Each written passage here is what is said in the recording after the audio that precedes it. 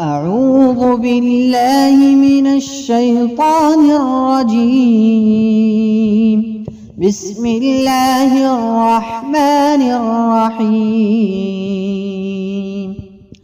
الحمد لله الذي أنزل على عبده الكتاب ولم يجعل له عوجا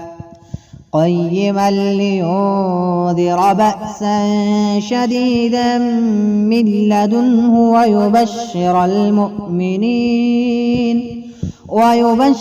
المؤمنين الذين يعملون الصالحات أن لهم أجرا حسنا ماكثين فيه أبدا وينذر الذين قالوا اتخذ الله ولدا ما لهم به من علم ولا لآبائهم كبرت كلمة تخرج من أفواههم إن يقولون إلا كذبا فلعلك باخع نفسك على آثارهم إن لم يؤمنوا بهذا الحديث أسفا إنا جعلنا ما على الأرض زينة لها لنبلوهم أيهم أحسن عملا وإنا لجاعلون ما عليها صعيدا جرزا أم حسبت أن أصحاب الكهف والرقيم كانوا من آياتنا عجبا إذ أوى الفتية إلى الكهف فقالوا ربنا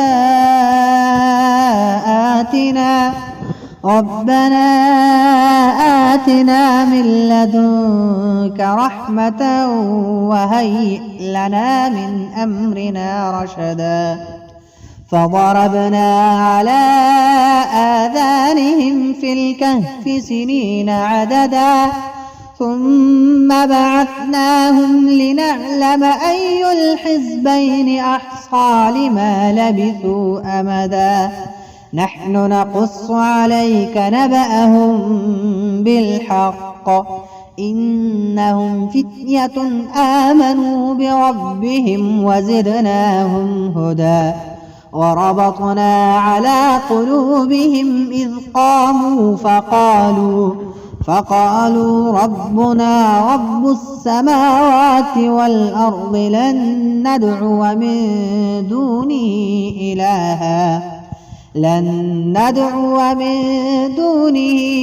إلها لقد قلنا إذا شططا هؤلاء قومنا اتخذوا من دونه آلهة لولا يأتون عليهم بسلطان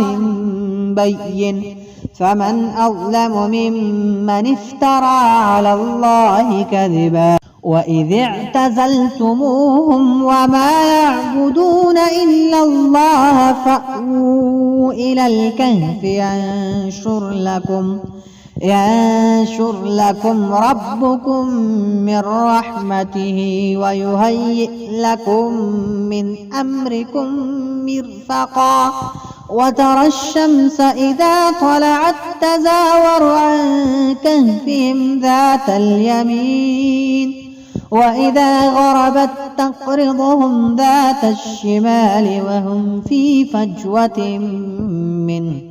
ذلك من آيات الله من يهد الله فهو المهتد ومن يضلل فلن تجد له وليا مرشدا وتحسبهم أيقاظا وهم رقود ونقلبهم ذات اليمين وذات الشمال وكلبهم باسط ذراعيه بالوصيد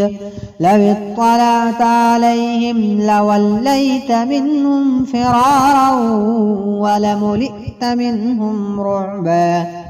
وكذلك بعثناهم ليتساءلوا بينهم قال قائل منهم كم لبثتم قالوا لبثنا يوما أو بعض يوم قالوا ربكم أعلم بما لبثتم فابعثوا أحدكم بورقكم هذه إلى المدينة فلينظر أيها أزكى طعاما فليأتكم برزق منه وليتلطف ولا يشعرن بكم أحدا إنهم إن يظهروا عليكم يرجموكم أو يعيدوكم في ملتهم ولن تفلحوا إذا أبدا وكذلك أعثرنا عليهم ليعلموا أن وعد الله حق وأن الساعة لا ريب فيها إذ يتنازعون بينهم أمرهم فقالوا ابنوا عليهم بنيانا ربهم أعلم بهم قال الذين غلبوا على أمرهم لنتخذن عليهم مسجدا سيقولون ثلاثة رابعهم كلبهم ويقولون خمسة سادسهم كلبهم رجما بالغيب ويقولون سبعة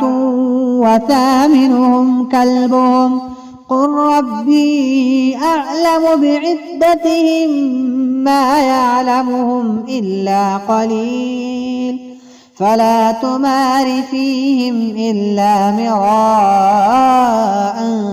ظاهرا ولا تستفت فيهم منهم أحدا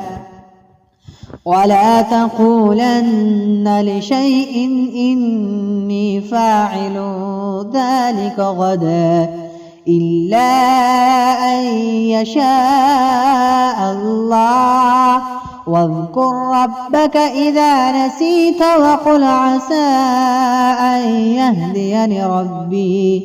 وقل عسى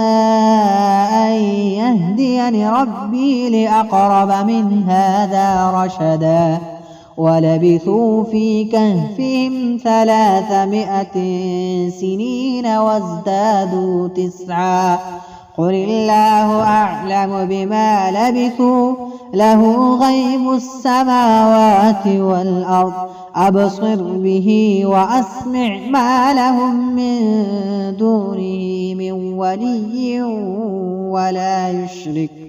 ولا يشرك في حكمه أحدا واتل ما أوحي إليك من كتاب ربك لا مبدل لكلماته ولن تجد من دونه ملتحدا واصبر نفسك مع الذين يدعون ربهم بالغداة والعشي يريدون وجهه ولا تعد عيناك عنهم تريد زينة الحياة الدنيا ولا تطع من أغفلنا قلبه عن ذكرنا واتبع هواه وكان أمره فرطا وقل الحق من ربكم فمن شاء فليؤمن ومن شاء فليكفر أعتدنا للظالمين نارا أحاط بهم سرادقها وإن يستغيثوا يغاثوا بماء كالمهل يشوي الوجوه بئس الشراب وساءت مرتفقا إن الذين آمنوا وعملوا الصالحات إنا لا نضيع أجر من أحسن عملا أولئك لهم جنات عدن تجري من تحتهم الأنهار يحلون فيها من أساور من ذهب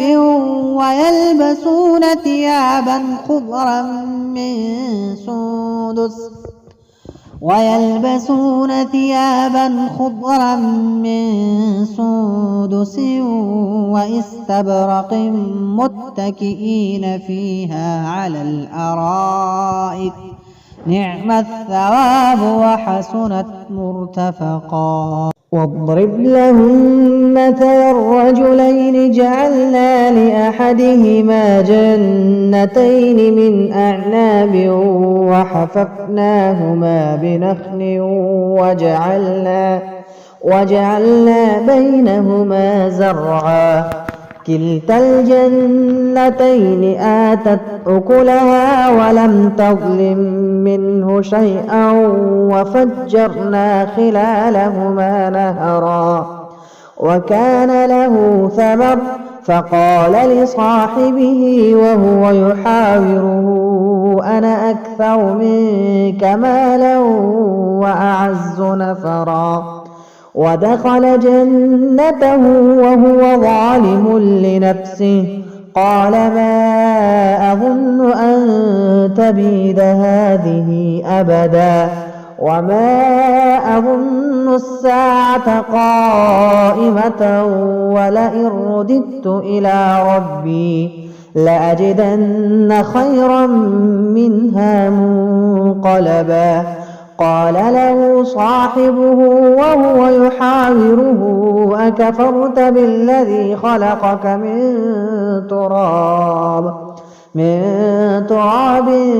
ثم من نطفة ثم سواك رجلا لكن هو الله ربي ولا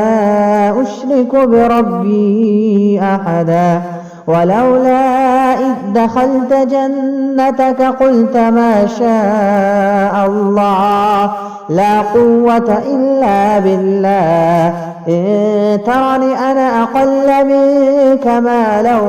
وولدا فعسى ربي أن يؤتيني خيرا من جنتك ويرسل عليها حسبانا من السماء فتصبح صعيدا زلقا أو يصبح ماؤها غورا فلن تستطيع له طلبا وأحيط بثمره فأصبح يقلب كفيه على ما أنفق فيها وهي خاوية على عروشها ويقول يا ليتني لم أشرك بربي أحدا ولم تكن له فئة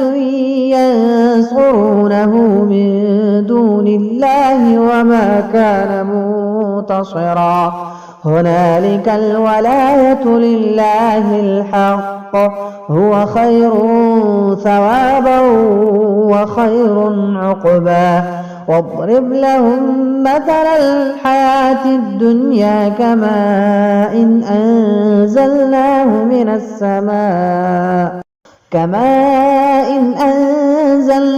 من السماء فاختلط به نبات الأرض فأصبح هشيما تذروه الرياح وكان الله على كل شيء مقتدرا. المال والبنون زينة الحياة الدنيا والباقيات الصالحات خير عند ربك ثوابا وخير أملا. ويوم نسير الجبال وترى الأرض بارزة وحشرناهم فلم نغادر منهم أحدا وعرضوا على ربك صفا لقد جئتمونا كما خلقناكم أول مرة بل زعمتم أن لن نجعل لكم موعدا ووضع الكتاب فترى المجرمين مشفقين مما فيه ويقولون يا ويلتنا ما لهذا الكتاب لا يغادر صغيرة ولا كبيرة إلا أحصاها ووجدوا ما عملوا حاضرا ولا يظلم ربك أحدا وإذ قلنا للملائكة اسجدوا لآدم فسجدوا إلا إبليس كان من الجن ففسق عن أمر ربه أفتتخذونه وذريته أولياء من دوني وهم لكم عدو بئس للظالمين بدلا ما أشهدتهم خلق السماوات والأرض ولا خلق أنفسهم وما كنت متخذ المضلين عضدا ويوم يقول نادوا شركائي الذين زعمتم فدعوهم فلم يستجيبوا لهم وجعلنا بينهم موبقا ورأى المجرمون النار فظنوا أنهم مواقعوها ولم يجدوا عنها مصرفا ولقد صرفنا في هذا القرآن للناس من كل مثل وكان الإنسان أكثر شيء جدلا وما منع الناس أن يؤمنوا إذ جاءهم الهدى ويستغفروا ربهم إلا أن تأتيهم سنة الأولين أو يأتيهم العذاب قبلا وما نرسل المرسلين إلا مبشرين ومنذرين ويجادل الذين كفروا بالباطل ليدحضوا به الحق واتخذوا آياتي وما أنذروا هزوا ومن أظلم ممن ذكر بآيات ربه فأعرض عنها ونسي ما قدمت يداه إنا جعلنا على قلوبهم أكنة أن يفقهوه وفي آذانهم وقرا وإن تدعهم إلى الهدى فلن يهتدوا إذا أبدا وربك الغفور ذو الرحمة لو يؤاخذهم بما كسبوا لعجل لهم العذاب بل لهم موعد لن يجدوا من دونه موئلا وتلك القرى أهلكناهم لما ظلموا وجعلنا لمهلكهم موعدا وإذ قال موسى لفتاه لا أبرح حتى أبلغ مجمع البحرين أو أمضي حقبا فلما بلغا مجمع بينهما نسيا حوتهما فاتخذ سبيله في البحر سربا فلما جاوزا قال لفتاه آتنا غداءنا لقد لقينا من سفرنا هذا نصبا قال أرأيت إذ أوينا إلى الصخرة فإني نسيت الحوت وما أنسانيه إلا الشيطان أن أذكره واتخذ سبيله في البحر عجبا قال ذلك ما كنا نبغي فارتدا على آثارهما قصصا فوجدا عبدا من عبادنا آتيناه رحمة من عندنا وعلمناه من لدنا علما قال له موسى هل أتبعك على أن تعلمني مما علمت رشدا قال إنك لن تستطيع معي صبرا وكيف تصبر على ما لم تحط به خبرا قال ستجدني إن شاء الله صابرا ولا أعصي لك أمرا قال فإن اتبعتني فلا تسألني عن شيء حتى أحدث لك منه ذكرا فانطلقا حتى إذا ركبا في السفينة خرقها قال أخرقتها لتغرق أهلها لقد جئت شيئا إمرا قال ألم أقل إنك لن تستطيع معي صبرا قال لا تؤاخذني بما نسيت ولا ترهقني من أمري عسرا فانطلقا حتى إذا لقيا غلاما فقتله قال أقتلت نفسا زكية بغير نفس لقد جئت شيئا نكرا قال ألم أقل لك إنك لن تستطيع معي صبرا قال إن سألتك عن شيء بعدها فلا تصاحبني قد بلغت من لدني عذرا فانطلقا حتى إذا أتيا أهل قرية استطعما أهلها فأبوا أن يضيفوهما فوجدا فيها جدارا يريد أن ينقض فأقامه قال لو شئت لاتخذت عليه أجرا قال هذا فراق بيني وبينك سأنبئك بتأويل ما لم تستطع عليه صبرا أما السفينة فكانت لمساكين يعملون في البحر فأردت أن أعيبها وكان وراءهم ملك يأخذ كل سفينة غصبا وأما الغلام فكان أبواه مؤمنين فخشينا أن يرهقهما طغيانا وكفرا فأردنا أن يبدلهما ربهما خيرا منه زكاة وأقرب رحما وأما الجدار فكان لغلامين يتيمين في المدينة وكان تحته كنز لهما وكان أبوهما صالحا فأراد ربك أن يبلغا أشدهما ويستخرجا كنزهما رحمة من ربك وما فعلته عن أمري ذلك تأويل ما لم تسطع عليه صبرا ويسألونك عن ذي القرنين قل سأتلو عليكم